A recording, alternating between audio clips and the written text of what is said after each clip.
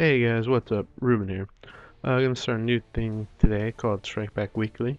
Pretty simple. Just going to talk about a few stories that happened over the last week that I guess I feel were the most important. So, pretty simple. And you can watch the gameplay in the background. So, yeah, here we go. First story is the PlayStation 4 announcement might be coming, according to PlayStation. They said that on February 20th they're going to have an announcement in New York City, which all indications point to that it will be the PlayStation 4. None of that is confirmed, and they haven't confirmed that. But with that being said, a lot of rumors are going around about the PlayStation 4 and what it can do.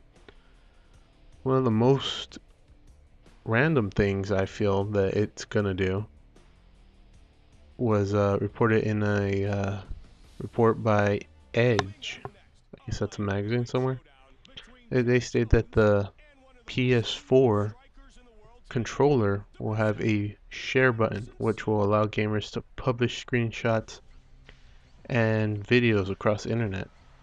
So that's saving me an extra step right there, if it can in fact do that. The PS4 will constantly record the most recent 15 minutes of gameplay at no processing cost, which a gamer can then edit and share. That would be pretty amazing, and that would have to be a definite buy if that is true. The report also suggests that the PS4's new controller will get a total redesign that will feature a rear touchpad based on the PS Vita's existing technology. So if you're a fan of that, there you go. A new version of the PlayStation Eye peripheral will also be released with the PS4 that would work with the existing Move controllers. So if you're a fan of that thing, there you go. And the launch time for the PS4 would release in Japan and the United States before the holiday season. European launch would follow in early 2014. The reason for this is distributing complexities, whatever those are. So there you go. I mean, that sounds pretty good, and if that is true, I mean, just how easy would it be to upload stuff to YouTube or anywhere else, any other website for that matter. So if that's true, that's very, very cool. And I hope that's true. We'll find out February 20th. So next thing that happened was the new update for Minecraft came out. It didn't have the end, which was previously said it would. But it did make a few adjustments. You know, like 40 of them or so. A few of them were fixing the crash issues, some tweaks to love mode, and changes so blazes now drop glowstone dust alongside blaze rods.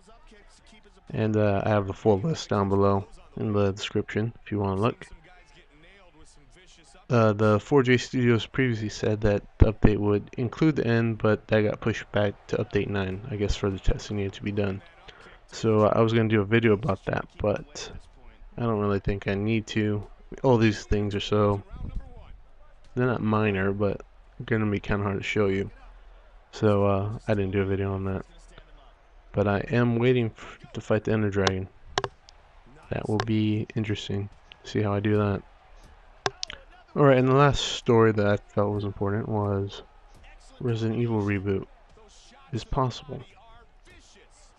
According to the Capcom producer, I'm going to butcher his name, Machashawa Kawata, who recently spoke to Eurogamer, he was asked if Capcom would consider changing up the series formula, perhaps making it an open world game after the polarized reception of Resident Evil 6, which I hear wasn't as good as people were hoping. He said if we did go to an open world game, we'd want to preserve what Resident Evil is and what makes it appealing to fans, while also making it accessible to new players.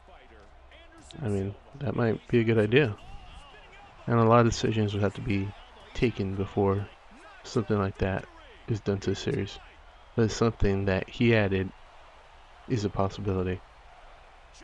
Yeah, I got a lot of complaints about Resident Evil 6. Not that it was the worst game ever, but it did have problems. I heard Resident Evil Raccoon City was even worse. So, I mean, Tomb Raider's starting over. They did a complete reboot.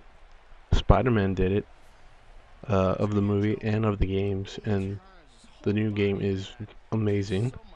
So, I mean, maybe this might be a good idea for them to do. Uh, I mean, it can't be any worse.